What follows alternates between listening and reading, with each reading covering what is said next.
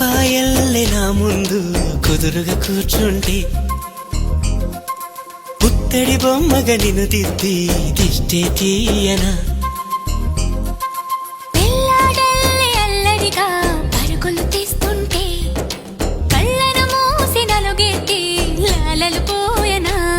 నువ్వు నడిచి అలసిపోతుంటే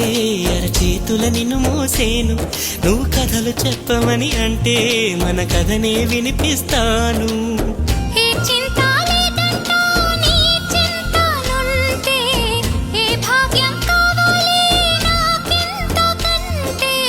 ఈ దొరసాని నాలివేణి ఇక లోకంలో ఏదైనా పోతే పోనీ చేసావు నా ప్రాణం